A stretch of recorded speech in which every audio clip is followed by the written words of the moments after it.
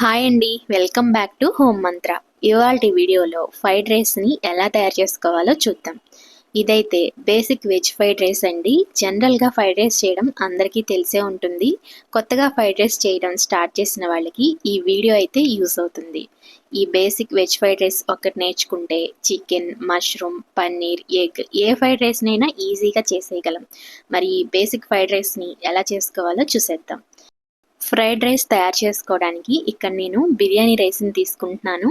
మీరు normal rice అయినా తీసుకొని ఫ్రైడ్ రైస్ని తయారు చేసుకోవచ్చు. మిగిలిన అన్నంతో అయినా ఫ్రైడ్ రైస్ని తయారు చేసుకోవచ్చు. ఇక్కడ నేనైతే బిర్యానీ రైస్తో చూపిస్తున్నాను. ఇంట్లో వాటర్ తాగే గ్లాసులు ఉంటాయి కదా, ఆ గ్లాస్తో నేను 1.5 గ్లాస్ బిర్యానీ రైస్ని తీసుకున్నాను.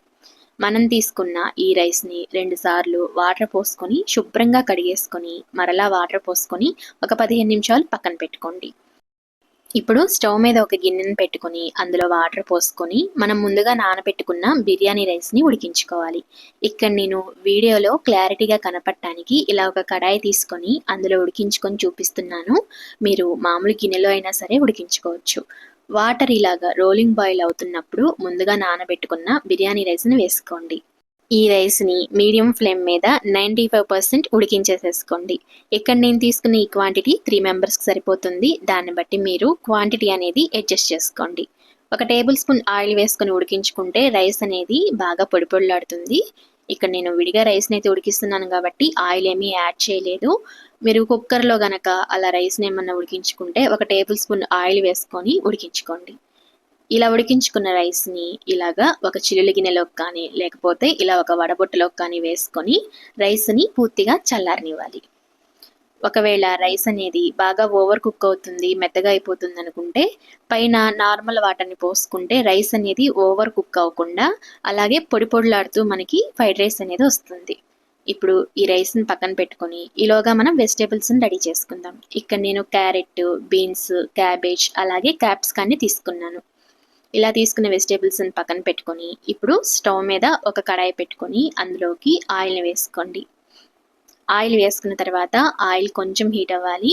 ఆయిల్ హీట్ అయిన తర్వాత అందులోకి మనం ముందుగా కట్ చేసుకొని పెట్టుకున్న వెజిటేబుల్స్ని ఒక్కొక్కటిగా యాడ్ చేసుకోవాలి. ఇలా ముందుగా క్యాబేజ్ని, క్యారెట్ని అలాగే బీన్స్ని వేసుకొని కొంచెం సాల్ట్ వేసుకొని వీటిని ఫ్రై చేసుకోండి. హై ఫ్లేమ్ మీద పెట్టుకొని వెజిటేబుల్స్ని ఫ్రై చేసుకోవాలి. మనం లో ఫ్లేమ్ మీద పెట్టుకుంటే అందులో నుంచి వాటర్ వచ్చేసి వెజిటేబుల్స్ అనేవి కుక్ అవ్వడం స్టార్ట్ అవుతుంది. ఇక్కడ మనకి వెజిటేబుల్స్ కుక్ అవ్వాల్సిన అవసరం లేదు, జస్ట్ వాటిలో ఉండే పచ్చివాసన పోతే సరిపోతుంది. కాబట్టి హై ఫ్లేమ్ మీద వెజిటేబుల్స్ని ఫ్రై చేసుకోండి. క్యాప్సికమ్ని చివరగా వేసుకోండి, ఎందుకంటే క్యాప్సికమ్ త్వరగా మగ్గిపోతుంది కదా. కాబట్టి అన్ని వెజిటేబుల్స్ మగ్గిన తర్వాత చివరిలో క్యాప్సికమ్ ముక్కలను కూడా వేసుకొని అంతా ఒకసారి కలుపుకొని హై ఫ్లేమ్ మీదే బాగా వీటిని టాస్ చేసుకోండి, లేదా ఇలాగ గరిటెతో అయినా కలుపుకుంటూ వీటిలో ఉండే పచ్చివాసన అంతా పోయే వరకు ఇలాగా అన్నింటినీ వేయించుకోవాలి. ఇప్పుడు ఇందులోకి సోయా సాస్ ఉంటుంది కదా, సోయా సాస్ని కొంచెం యాడ్ చేసుకోండి. సోయా సాస్ని మరీ ఎక్కువగా యాడ్ చేయకూడదు, అలా చేస్తే ఆ ఫ్లేవరే మనకి తగులుతూ ఉంటుంది. కాబట్టి ఒక హాఫ్ టేబుల్ స్పూన్ వరకు సోయా సాస్ని యాడ్ చేసుకోండి. ఇలా సోయా సాస్ని కూడా యాడ్ చేసుకున్న తర్వాత ఇందులోకి మనం ముందుగా ఉడికించుకొని ఉంచుకున్న ఈ బిర్యానీ రైస్ని వేసుకోవాలి. చూడండి రైస్ అనేది ఎంత పొడి పొడిగా ఉందో. రైస్ బాగా ఉడికింది, అలాగే పొడి పొడిలాడుతూ ఉంది. ఈ విధంగా ఉంటే ఫ్రైడ్ రైస్ బాగుంటుంది. ఇప్పుడు మనం ముందుగా వెజిటేబుల్స్ని వేసుకున్నాం కదా, ఆ వెజిటేబుల్స్ అన్నీ రైస్లో కలిసేటట్టు ఇలా నిదానంగా కలుపుకోండి.